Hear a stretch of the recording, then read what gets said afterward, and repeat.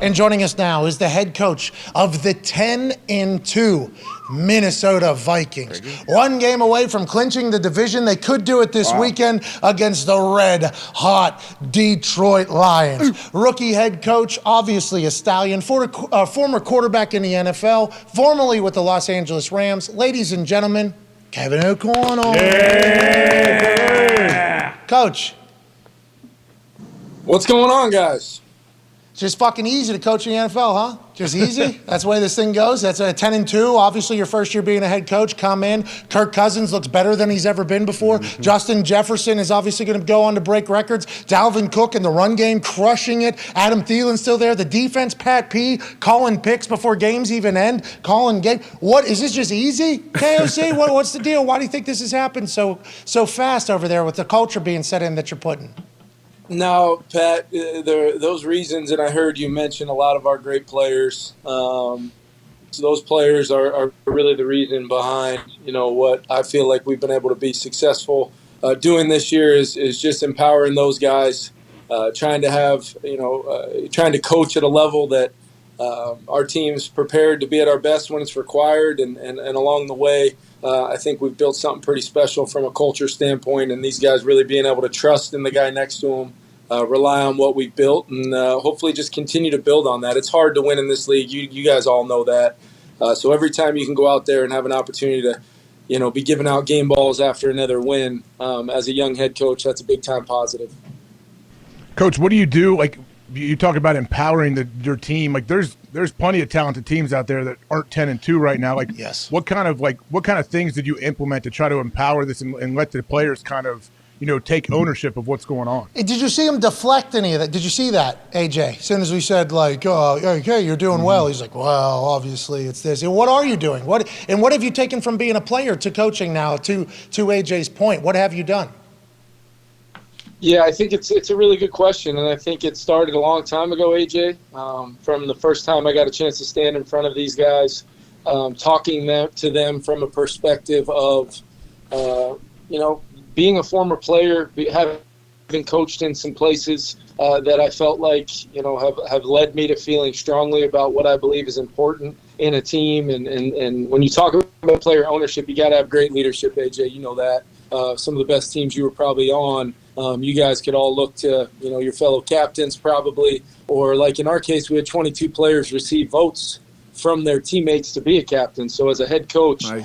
How do you not empower those guys? How do you not talk to them week in and week out? There's very rare moments during our season where when I deliver messages to the team in that group setting, I haven't already talked through it with our leadership, what's going to be important for the week, what I need out of them. And ultimately, it's about challenging these guys. It's about challenging them for them to understand what it's going to take to win games in this league, what it's going to take week to week, and then ultimately how have we built it in a way where whether it's situational football, whether it's our offense and defense and special teams philosophies, or sometimes, AJ, it's fundamentals and technique. It's doing things, the little things the right way consistently that helps you win.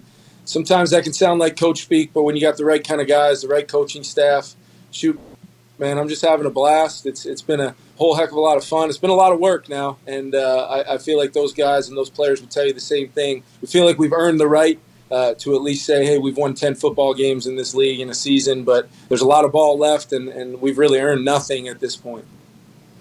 Hell yeah, Coach. Woo. Hey, listen, I know in the middle there you said it sounds cliche or whatever. Cliches are a cliche for a reason because they're real. Getting everybody to buy in and believe and go in the same direction is what great coaches do. It appears, and we don't want to crown you yet because you haven't earned shit, right? I mean, that's right. Haven't earned a damn thing. It appears as if you have all of those traits, Coach. So congratulations. Can't wait to see what you do for the rest of the ride here with the Minnesota Vikings. Darius has a question for you. Yes, sir. What's up, Coach? You obviously played for – what's happening, man? Good to see you.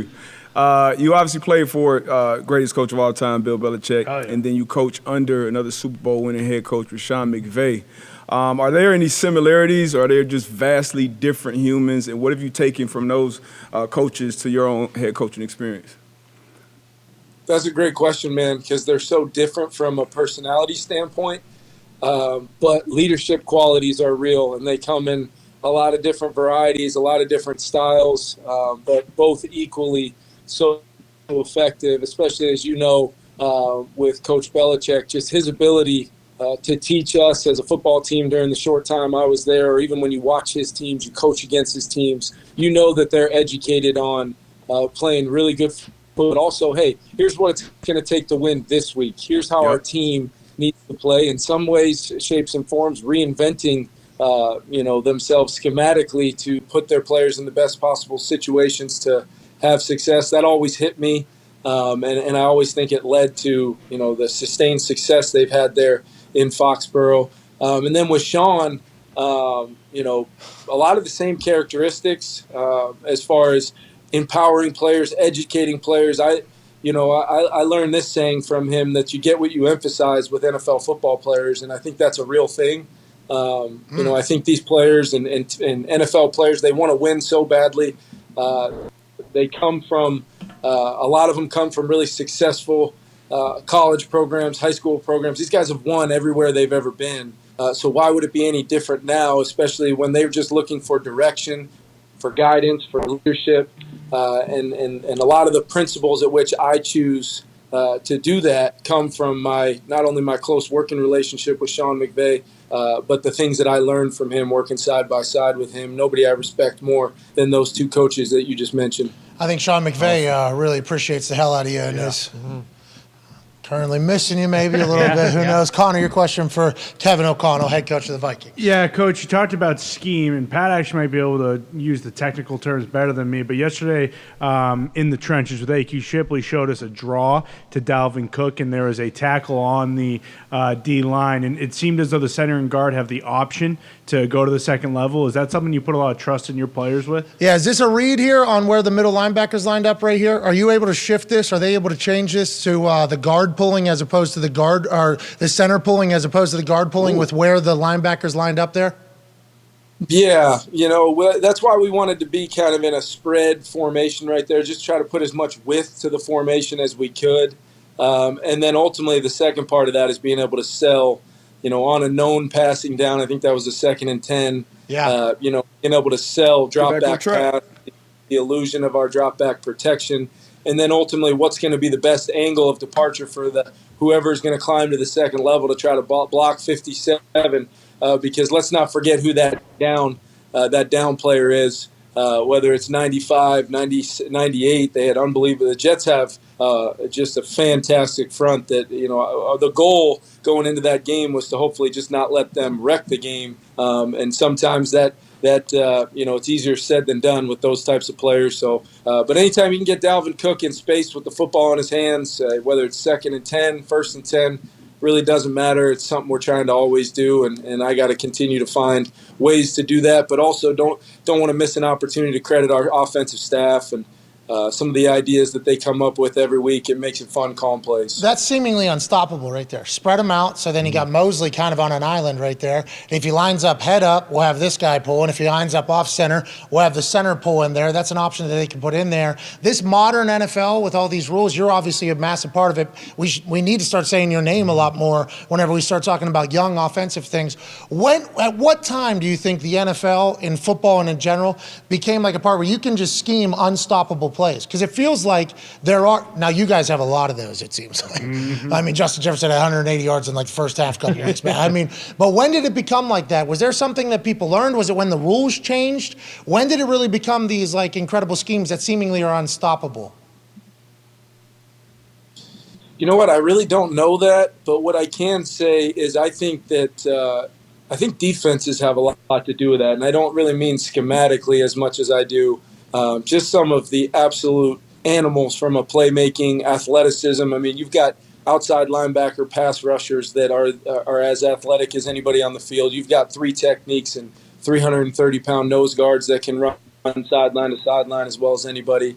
The dynamic nature of safeties at the second level and all the different things they can do. And then, oh, by the way, there's quite a few shutdown level corners in our league that can still just flat out line up and try to take away, the better receivers in this league. So when you say all that, I just think it's a constant evolution of trying to find advantages, leverages, techniques, make people uncomfortable doing their job on the other side so that your guys can be more comfortable just executing and using their skill sets. Because if you constantly force your opponents to, I use the saying, never fight a fair fight. And that's not to say you're trying to, wheel and deal and smoke and mirror, but just try to force people to have to think about multiple things, second guess their ability to quick trigger and use that great athleticism, strength, power, because I'll tell you what, when I'm calling plays, Pat, there's never a time where I feel like something's unstoppable just because of the sheer play ability of the other side, and we've got to be really, really good, snap in and snap out. And quite honestly, that's something we're really looking forward to continue to build on. Shoot, we want to be more consistent offensively. There's sure a lot of things that I could do better for our group, and then hopefully our 11 guys out there all doing their jobs, and we'll be in good shape. All right, well, Coach, we know you got to get out of here. We can't thank you enough for spending some time with us. Good luck. Congrats on the success, and maybe you'll figure out how to be a better coach sometime. You know what I mean? Maybe you'll figure it out. I appreciate you guys always getting a chance to catch up whenever we can make it happen, man. Hell Big yeah. fan. On a Wednesday, you coming in middle of your workday, we appreciate the hell out of you. Ladies and gentlemen, Coach Kevin O'Connell. Hey! Sorry, AJ. We were 12 seconds late there. I feel like we properly. Oh, yeah. Hey, that's good. That's how we earn the respect, I think, from places. Exactly. Started early, too. Yeah. Like that. Pro. Look at us. Be a pro. Yeah. Because normally I just get so lost in the convo, and I'm like, That was man. a great combo, too. Yeah. I feel like what he's talking about with leverages is all of it, beginning, and you can tell obviously he's was a player, and obviously he's been around some great coaches. Did you play with him? Play with him, yeah. We were teammates in New England. Yeah. Hey, he can run, man. Yep. He ran all over people at San Diego State. Yeah, athlete.